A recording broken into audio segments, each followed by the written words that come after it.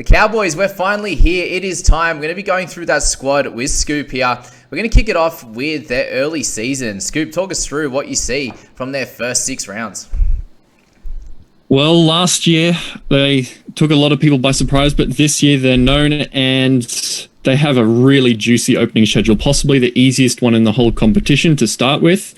They have potentially 4 of their first 8 games against bottom 4 teams, maybe even more, with 2 games against the Warriors, 1 against the Dolphins, 1 against the Knights. Yeah. So a lot of the outside backs could be really interesting if they get the opportunity. Yeah, and one of the teams that has a pretty late bye. So it's going to be very interesting over that origin period for them. That's probably where you could probably look to move on a bunch of their players as well, given they have that round 15 bye. But early on in the season, that soft draw and no bye, because you see teams like, we're talking about Cleary, we're talking about Hines, they have a bye in round 3 and round 6 respectively. So potentially some value from a few of these guys just being able to play that 1 extra game. So let's look up top and we'll go from top to bottom. We've obviously got a couple of the youngsters in Jake Burke and Tom Chester. Do we know much on Jake? I know Tom Chester's been spoken about a little bit.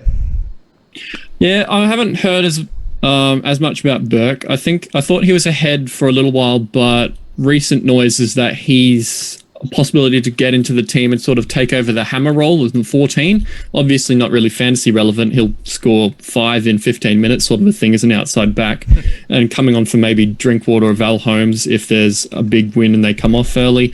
But yeah, if he gets a start at some point, his base price will be interesting. Pretty similar for Chester, right? There's been a little bit of talk about him as a young gun.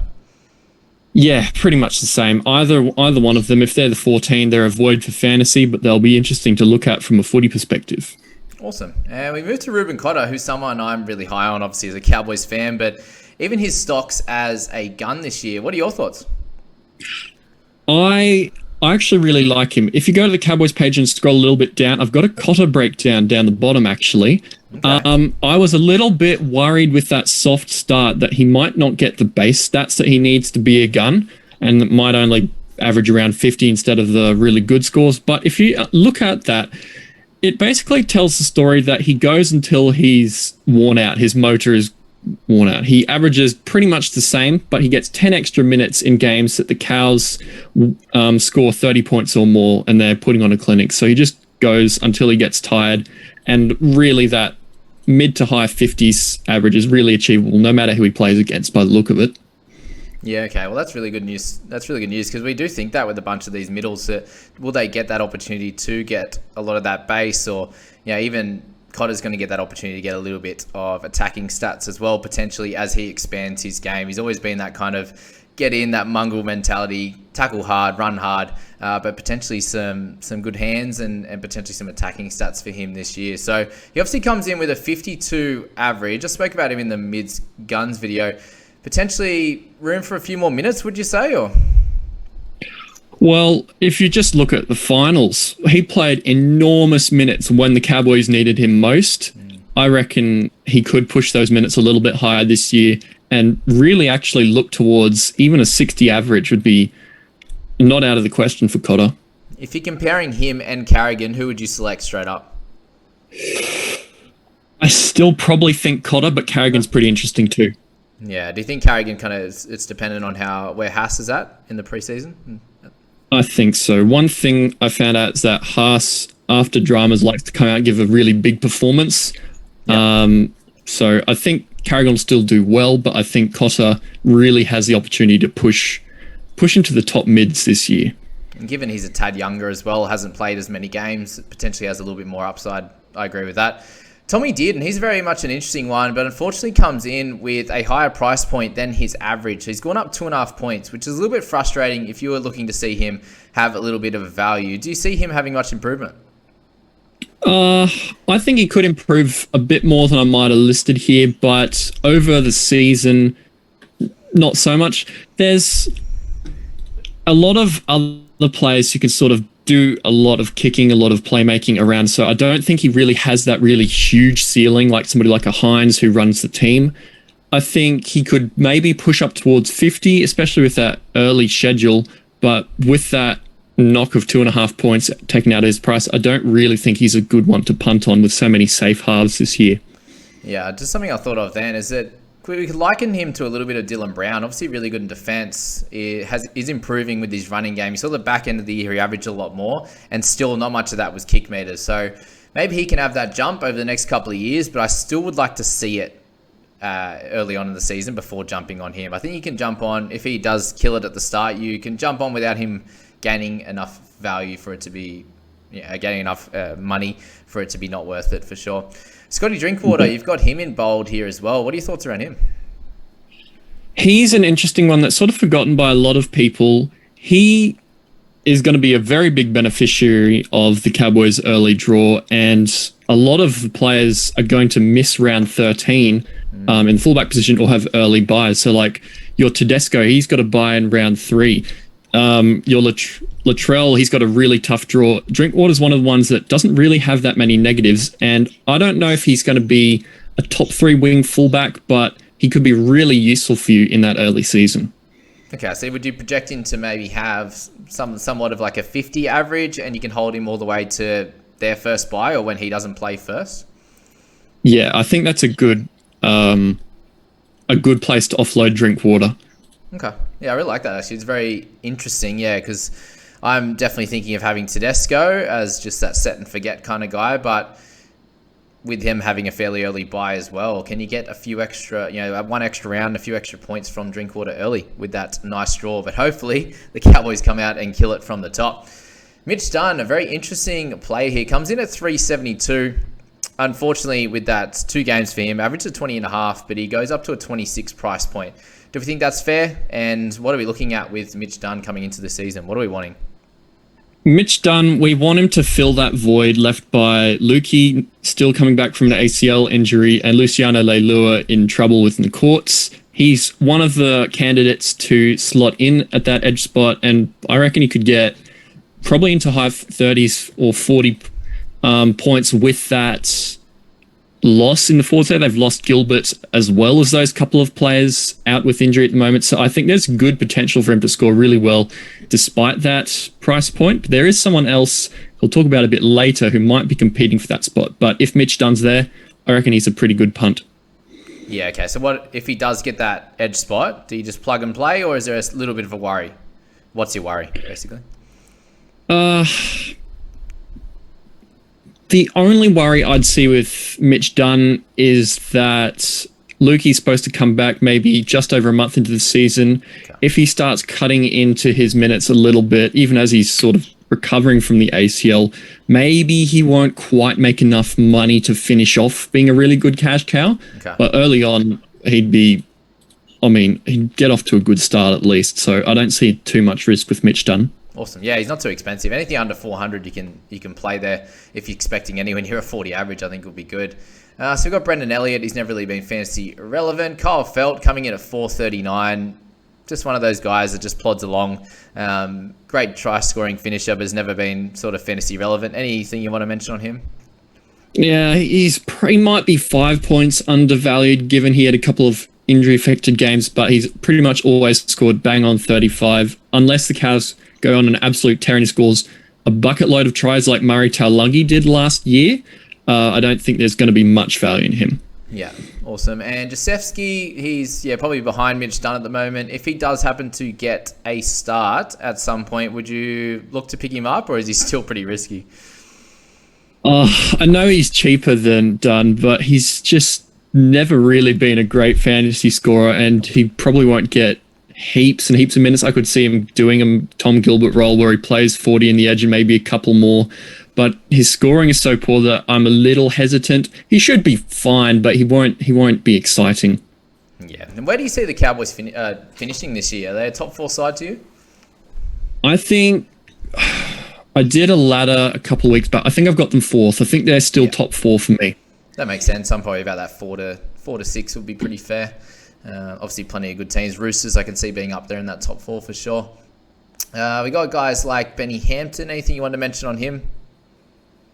He's sort of that centre fill-in guy when one goes down, does a good job, even in the halves if needed. But he is starting to get on a bit, and there could be a few young blokes putting pressure on him. Even guys like, Tom Chester, if he starts really well, plays really well in Q Cup, or well off the bench. He might even start to push him as the first choice backup. Yep. But for now, Ben Hampton sort of just sits at a nothing price, like a 400k for someone who might play 2 games when he fills in and then leave again. So not really anything to talk about. Yeah. Granville, we need an injury to Robson, which we hopefully don't get. Cohen Hess, any chat on him? Obviously been priced up as well. Are we just avoiding him?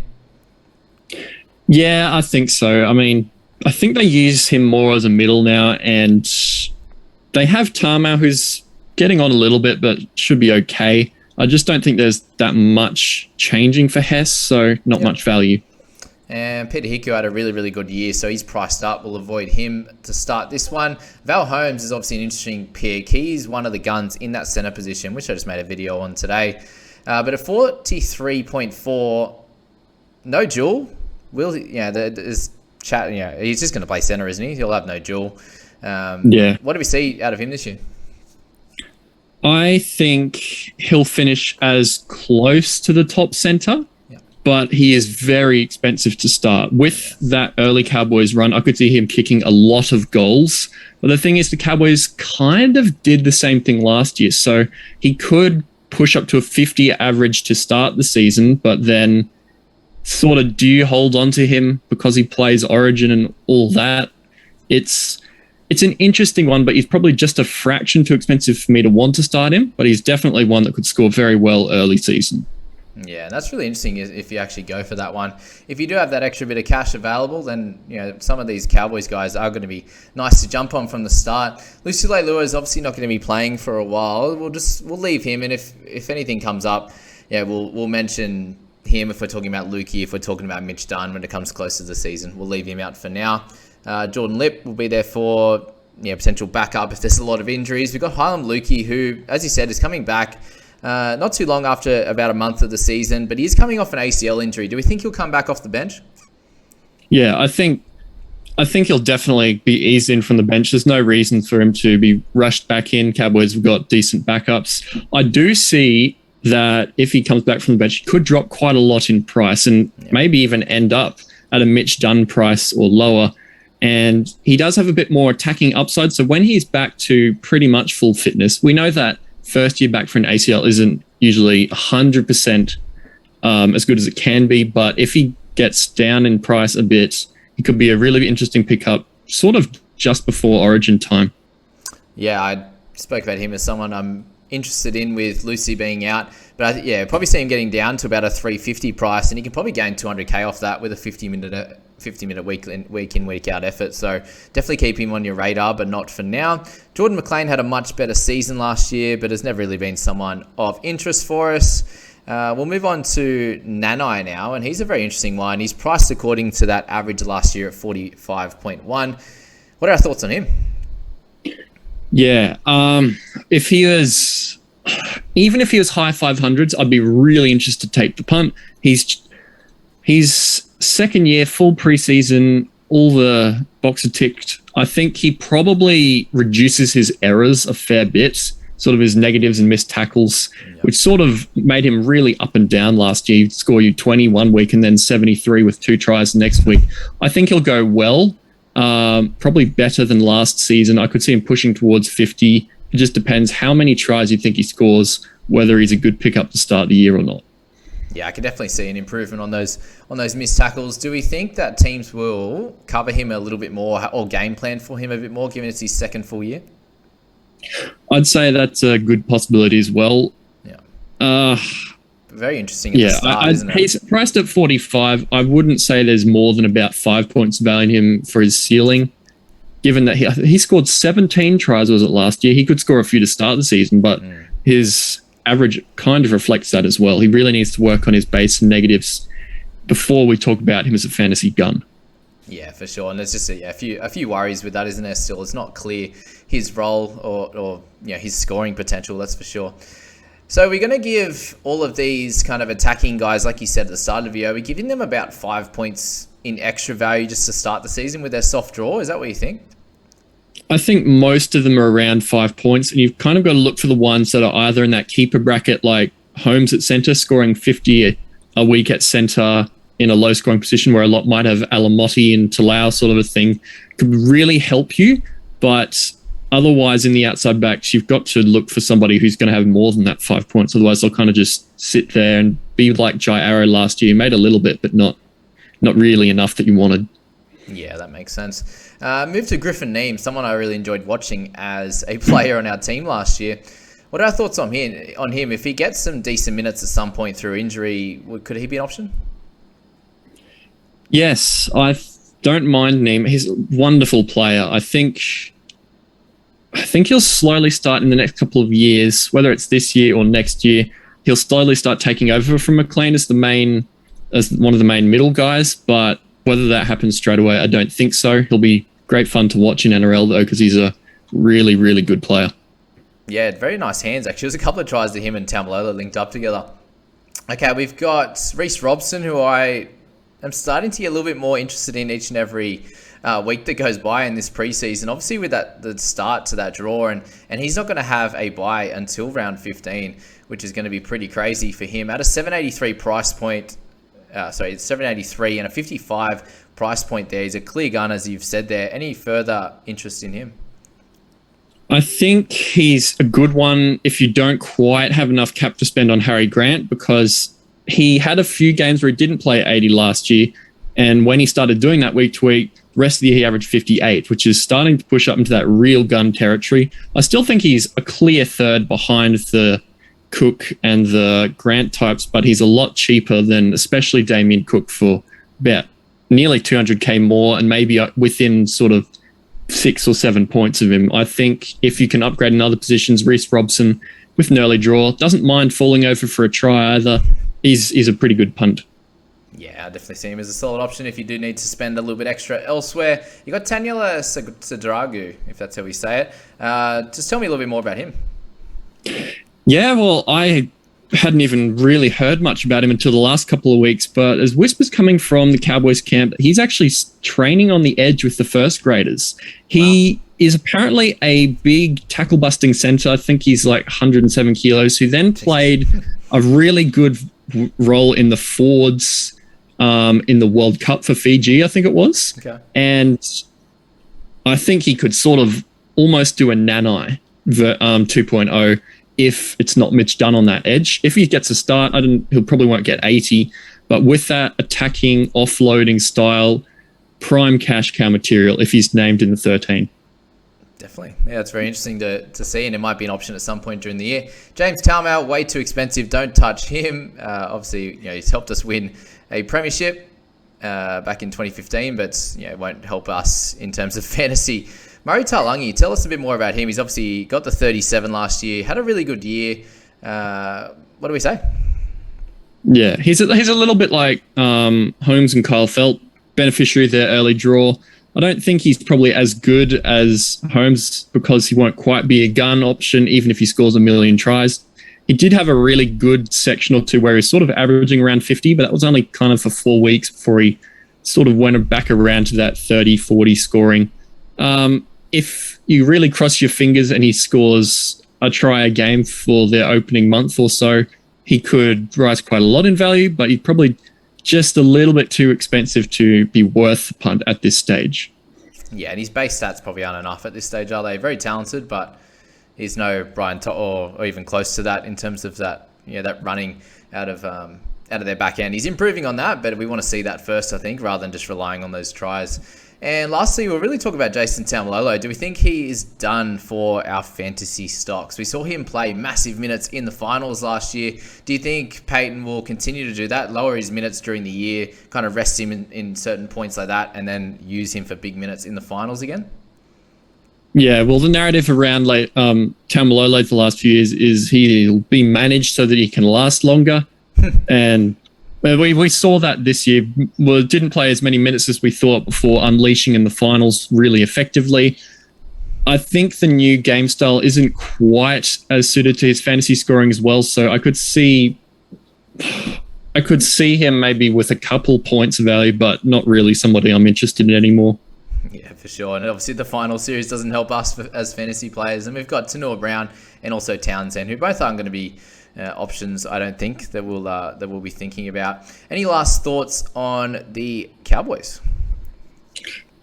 overall, I think they're a team that's got a lot of potential value. Could potentially pick up a pod or two like Drinkwater or Holmes, or even Robson.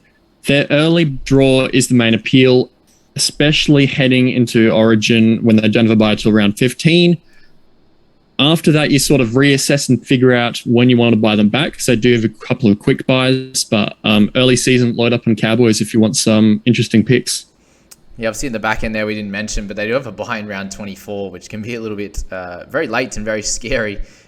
So it could be that you're picking up a lot of these guys early on the season and then offloading them around that buy period and then potentially not getting them back just with that annoying buy. So something to think about across all the teams. They all have different buy schedules. If you're getting rid of one of those buys early, then they're pretty well set for the rest of the season. So yeah, keep that in mind, guys, when you're setting up your teams, and I hope you enjoyed the Cowboys preview.